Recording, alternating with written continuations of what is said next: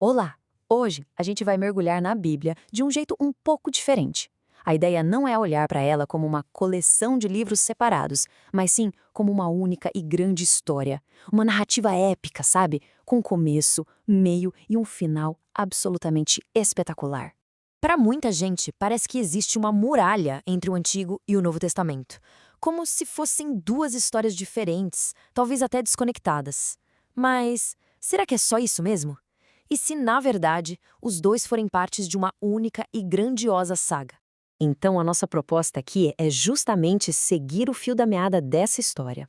A ideia central é que o Novo Testamento não começa uma história do zero, mas ele é a conclusão da antiga. Ele cumpre e, mais importante, ele esclarece tudo o que foi iniciado lá atrás. Então, vamos juntos traçar esse enredo do comecinho até o fim.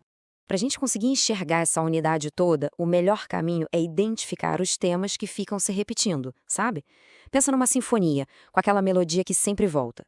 São ideias centrais que atravessam a Bíblia inteira, lá do Gênesis até o Apocalipse, e que vão costurando tudo, dando uma coesão incrível para a história.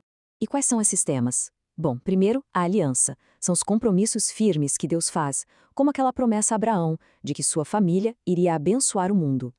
Depois, o reino, a ideia de que Deus é o verdadeiro rei e que um dia o seu governo de justiça vai se estabelecer.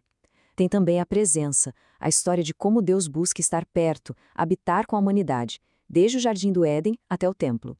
O sacrifício, que mostra desde o início que o pecado tem um custo, algo que fica muito claro no sistema de sacrifícios de Israel. E por fim, o povo, a formação de uma comunidade que pertence a Deus ao longo de toda a história. Vamos pensar no Antigo Testamento como o primeiro ato de um grande drama. É aqui que o conflito principal da história é apresentado, um problema gigantesco para a humanidade. Mas, ao mesmo tempo, é aqui que a primeira promessa de um resgate futuro é feita. E como essa trama se desenrola? Bom, tudo começa perfeito, na criação, mas essa perfeição é quebrada de forma trágica com a queda, que joga tudo no caos. Em resposta a isso, Deus não desiste. Ele inicia um plano de resgate com uma promessa a Abraão. Da família dele surge a nação de Israel, que recebe a lei para ser uma luz para o mundo. Só que a nação falha e acaba no exílio. E é nesse ponto, no fundo do poço, que a esperança profética explode, anunciando um futuro rei e uma restauração completa. A primeira pista de uma solução aparece logo depois do problema, mas de um jeito bem misterioso. É uma promessa sobre uma semente, um descendente, que um dia ia derrotar o mal na sua origem.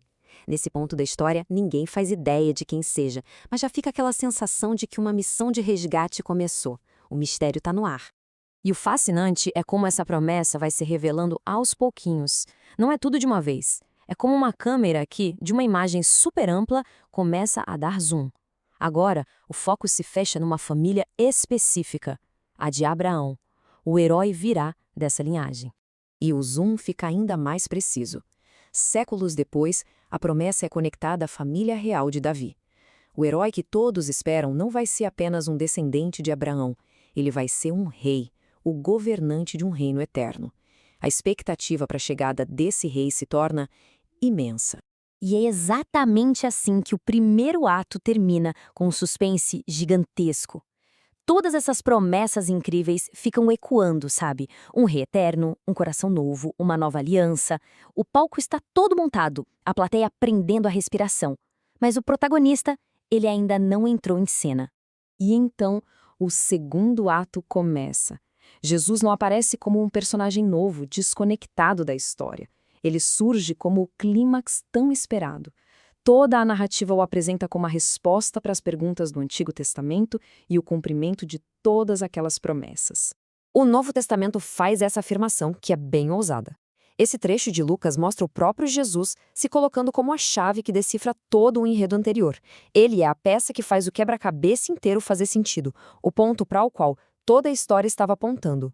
Certo, então como é que ele cumpre aqueles temas? Vamos pegar o sacrifício, por exemplo.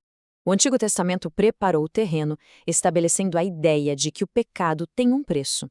Os sacrifícios de animais eram uma lição constante, mas sempre temporária. Aí, o Novo Testamento apresenta a Cristo como a resolução, o sacrifício perfeito e definitivo. A preparação encontra sua resolução final. E a presença de Deus? No Antigo Testamento, a presença divina estava concentrada num lugar físico. Primeiro o tabernáculo, depois o templo. Era algo poderoso, mas limitado. Com a chegada de Cristo, a história muda completamente. Ele é o verdadeiro templo, Deus andando entre nós. E a história não para por aí. Depois, essa presença se expande para habitar em seu povo, a igreja. E o reino? E aquela promessa feita a Davi sobre um trono que duraria para sempre? O Novo Testamento apresenta Jesus exatamente como esse rei. Ele não estabelece um reino político como as pessoas esperavam na época, mas ele inaugura o reino de Deus. A promessa de um governo de paz e justiça perfeitas começa a se realizar nele. Mas a história não acaba com a vida de Jesus de jeito nenhum. Ainda tem um terceiro e último ato. E esse ato final vai até a restauração completa e definitiva de toda a criação. É o grande finale da história da redenção. E aqui, a história fecha um círculo de uma forma espetacular. A Bíblia começa em um jardim com um casal e termina não voltando para aquele mesmo jardim, mas o transformando numa imensa cidade-jardim, cheia de gente de todas as nações. Pensa só nisso. Não é uma simples correção do problema, é a gloriosa conclusão do projeto original, levado a um nível que a gente nem imaginava. A resolução final é total, um novo céu e uma nova terra. Deus finalmente morando com seu povo, de forma plena, visível, o fim de todo sofrimento. E, um ponto crucial, a redenção não é só para as pessoas, é para toda a criação. Esse trecho de Colossenses resume perfeitamente o alcance cósmico dessa história. A obra de Cristo é apresentada como algo que reconcilia todas as coisas, na terra e no céu. A paz que ele traz não é só para a alma humana, mas para toda a realidade. E isso nos deixa com uma pergunta poderosa para a gente refletir. Se a grande história da Bíblia não é sobre fugir do mundo, mas sobre a sua restauração completa, o que isso muda na nossa maneira de entender nosso propósito e nossa esperança? A história, no fim, não termina com um ponto final, mas com um novo e glorioso começo.